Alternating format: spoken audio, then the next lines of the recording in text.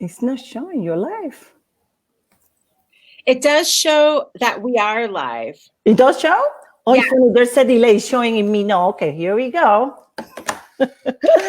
Great evening, mi gente.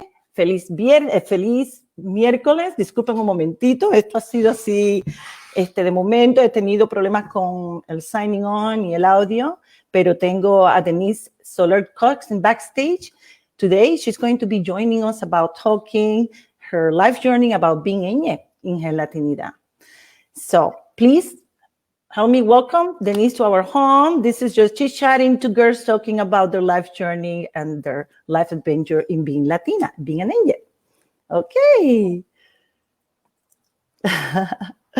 Welcome, Denise. Thank you for joining me this afternoon. This is so exciting because I know you have so much to share. I don't want to take much away from your time, but this is Denise Soler-Cox.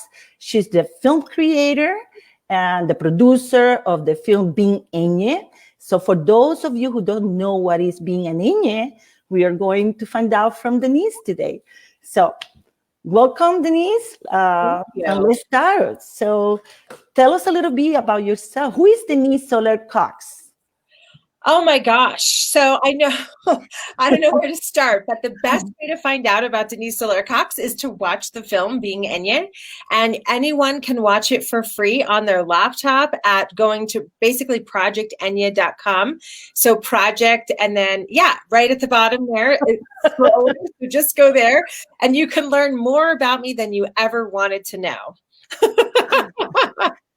So tell me, how did you start it? What compelled you to decide to do this film? What was your calling in your heart or that voice in your mind that give you that creativity to go about it?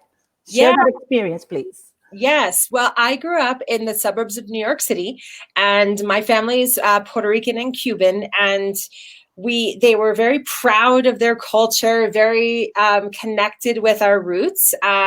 And we moved from the Bronx when I was 4 years old to a place called Westchester County, which is in the suburbs of Manhattan and about an hour away from everyone that we knew, everyone that I had grown up with, the church that my parents met and got married in. And so it was this beautiful place to grow up, but also didn't have a lot of diversity. And so we were, at the time, the only Latino family in the entire school district. And so I grew up there feeling kind of disconnected from my Latinidad, even though we would go to Puerto Rico multiple times a year for as long as I can remember, for all the special occasions. But in school, unfortunately, I was bullied when they found out that we were Puerto Rican, which is kind of sad, but it is the fact. And then when I went to Puerto Rico to visit family, they would say, "Oh, you're not really Puerto Rican, you're Americana, you're a gringa." And I know that they were just trying to tease me, and I know that now as an adult, but as a kid, it really hurt my feelings, and it really contributed to me feeling very disconnected from my identity. Not only my Latinidad, but also who I really was, and kind of figuring out my place was a really, really hard challenge for me as a young person. And it wasn't until I was 26 years old out at a bar with a bunch of friends of mine that I realized, my mom hates that part of the story because she's like, good Latina girls don't hang out in bars, right? No. So she hates I tell that story. But anyway, so I felt this way up until I went out with my friends, and then the conversation turned towards Latinidad and identity. And at first it was funny, but then it was pretty enlightening. And I realized that other people had also experienced the same things that I had experienced, the rejection from people from their homeland, from Puerto Rico, from wherever their family was from, but also rejection from the American side. And really that confusion was shared for the very first time to me in a way that I could understand, because there was no YouTube, there was no internet, there was nothing like that. I mean, I had read House on Mango Street and The Time of the Butterflies when I was Puerto Rican. I had read all those books, but they didn't really capture the Eñye experience, really what it was like to be born here and really be considered an American, but have parents that were immigrants. And I know in my case, my mom is not an immigrant. And also, she comes from a Spanish-speaking country, so that's where that has its own identity, Puerto Rico, and so that's where it kind of is similar, right? And so, so that night I realized that I wasn't alone. That night I realized that other people actually shared this experience, and that all this time, 26 years, me believing that I didn't belong anywhere, I realized that I actually did belong. And it was such an epiphany for me that I wanted to make sure that as many other people would know that sense of belonging. I felt this kind of charge or this assignment or this calling, right? And I knew that I had to make this movie. So the thing is, though, that was when I was 26. And for the next 17 years, I felt like I wasn't the right person to do it. I made the decision that night that I had to make a movie. But for 17 years, I convinced myself that I wasn't the right person. And I used not being 100% fluent in Spanish, not knowing my history, not being a good Latina. I mean, everything in the book I used as a reason why I wasn't the perfect person to do this. And unfortunately, it did, for 17 years, it didn't happen. And then one day I just said, you know what, I'm going to do it. And I don't know how I'm going to do it. I don't know how this story ends, but I do know that if it takes me the rest of my life, I will do this. And that day was 8 years ago this January. So, and then, so I made the decision 8 years ago, and then 6 years ago, actually got started with the film, which is kind of nuts. And have been on the road now for the last 4 years, except for this year. So obviously this year I've been doing screenings, virtual screenings and virtual keynotes and stuff like that to schools and companies and associations. But I've spent the last 4 years of my life on the road dedicated to talking about the themes in the film. Wow, Denise, that sounds like so exciting. It's like an adventure that you're just climbing this carpet Aladdin and you just went and took off for the ride. But I can totally relate to what you're saying because I grew up in Puerto Rico. So I came here, I want to live in America with like the West Side Story ideology. And then I came to learn exactly what you were doing, like, I guess people don't know what is an Eñye. So I was always putting the tilde in that end. Making sure, because when you went for government at the time, that kind of things were not available. So I was always ensuring that everywhere, Eñye, Eñye, Eñye. I was driving everyone crazy around me because in a way I was trying to make them aware of the ethnicity. It's a Latinidad. Yeah. So I can totally relate to your story. And I love when you said that calling that you felt in the heart, even though cuando tú no sabías lo que era, un yo no sé qué, whatever it was, you listened to it and you took the plunge and you allow yourself to be guided, that's how the spirit and the divine and the creativity in you works. That's just come down to that. And you honor that genie and you're still working. Yes. With it. So if you want to share, because I know you said you didn't have much time with us, what kind of superpowers would you say that you have as a superhero, as a Latina superhero? Well, I would say Hispanic Heritage Month, so we're the heroes. Right. So I would say if there's any superpower, it's just honestly being able to believe in an idea and being able to understand that everything starts with an idea. And being able to recognize that idea and empower. I'm passionate about empowering Latinas to make their ideas something real, because that's what I did with the film. It was an idea, and I knew that it would change millions of people's lives. And but I didn't. I mean, I had no evidence. All I knew was what I felt in my heart. And so I love helping other Latinas birth their babies, the ideas, and create them into businesses or books or films or whatever it is that they want to create from that. I know I read when I was reading your bio and getting acquainted with your life story that you mentioned that you're a dream accelerator, and I love that. Thank you. I was able to go to the group, the Project Eñye group in Facebook that I'm a member. I visit sometimes, and I saw that you just started, right? Did you just close it? Some Dream Accelerator program? Yeah, so it's a monthly coaching program, and it's specifically to mentor and coach Latinas to help them with their idea. A lot of times Latinas are writing books, they're working on film ideas, they have a podcast idea, they have some kind of side business or side hobby or side passion or hustle, people say, something they love to do on the side. And they want to bring it to the front, but they don't believe that it actually could give them a full-time income, or that they could actually build an entire life around that thing that they love. So I coach them from a cultural lens. And so there's lots of different— I love it. Yeah, there are lots of different coaching programs out there that are amazing. And I've participated in many of them. And there really isn't anything that is devoted to coaching the Latina and really addressing the things that hold us back, because, you know, there's a whole bunch of mindset things that hold human beings back, right?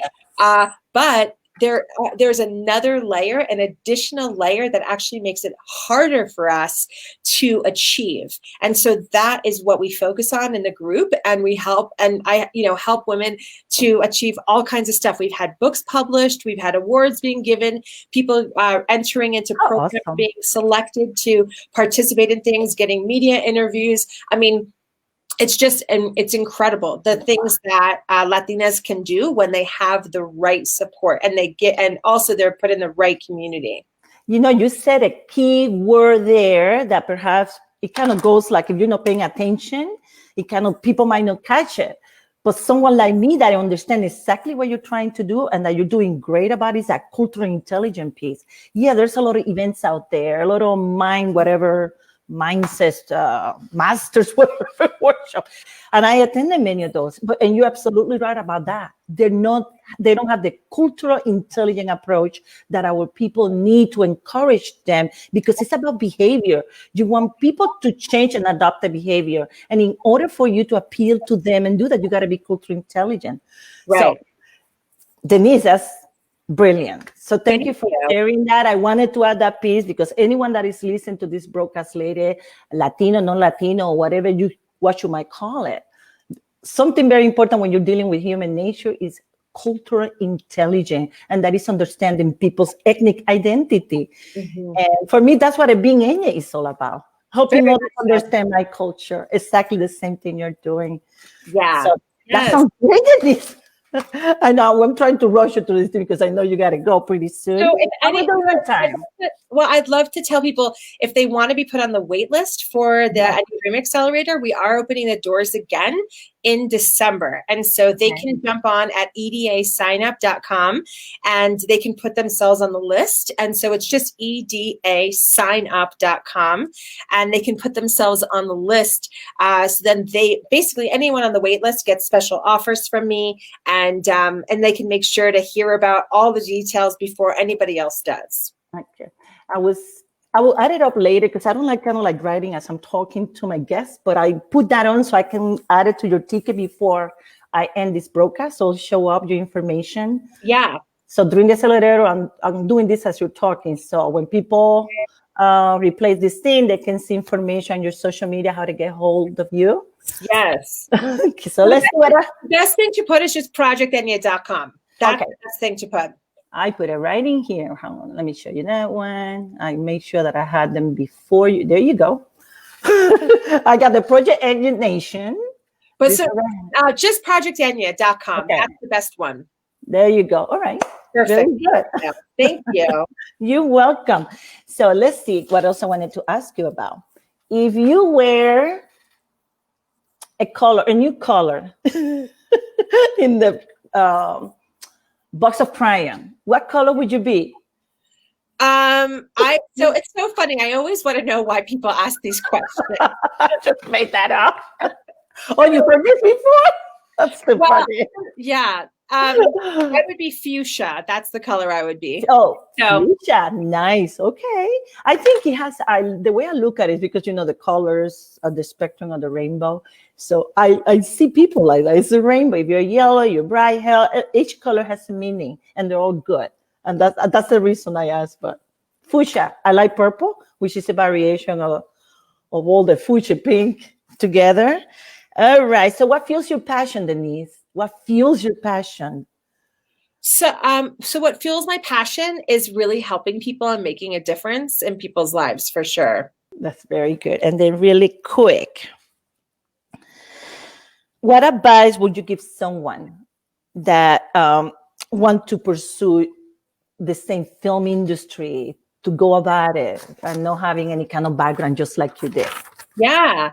Well, the advice I would give is make sure that whatever idea that you have, if it's for a film or a podcast or some kind of artistic expression, that you first of all know that if it won't leave you alone, my film did not leave me alone for 17 years, then it means that you have to do it.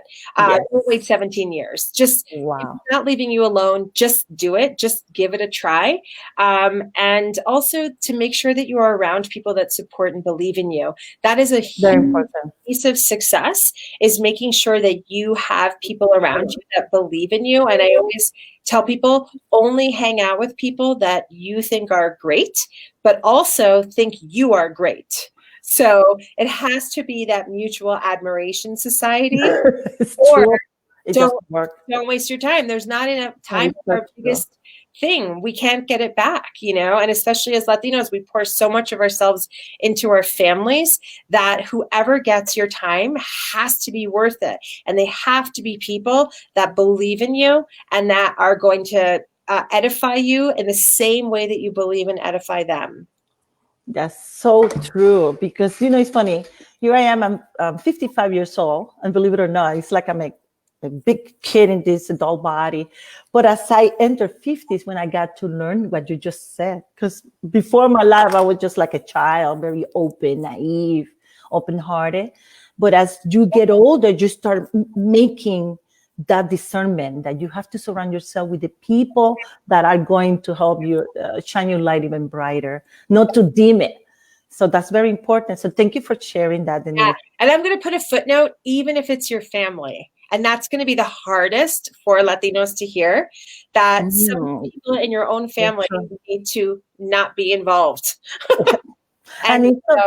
No, you're absolutely right. And you're correct when you say we Latino. That's one very difficult for us to cut or sever ties that might no longer serve our growth, because it's family is something. But then when it comes from the spirit, and you got to be true to your inner truth, you got to do what it takes to walk the path of the spirit where it's going to take you, even if you have to leave a few bags of people behind.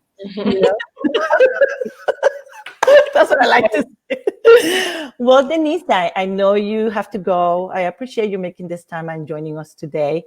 I wanted to send you maybe, because I would like to do a screening of your movie. If this is something that you like to do, that if we do a screening, you can be in the movie to kind of talk to. Is that something that you do? Is that doable? That is something that I do all the time, actually. Oh, okay. So we can talk about that. Okay, not today, but we're going to talk about it. You see how naive I am? I'm asking your life, so we got to take this conversation private. But yes, I'm interested in doing that. So I know a lot of people in our community, they always, I want to be a movie director, film. I don't have schooling. I don't know how to do this. I don't know how to do that. You don't need degrees to do any of this stuff. Right. You don't. You really don't. Very good. So Denise, thank you so much for coming, for stopping by, for sharing your brilliance. Hopefully people will tune into this later. I'm going to put it as a watch because we went in a little early today, but that's okay. This is all free form. Thank you for stopping in my kitchen today. Of course. Thank you so much. All right. Bye, everybody. Thank you. Thank you. Stay blessed, being Eñye. Bye-bye. Bye-bye.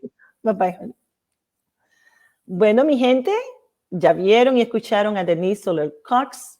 We were graced to be in her company, and she's sharing all about what is a Being Eñye. Espero que escuchen el programa más tarde, y gracias por la visita. Hasta luego. Chao, chao.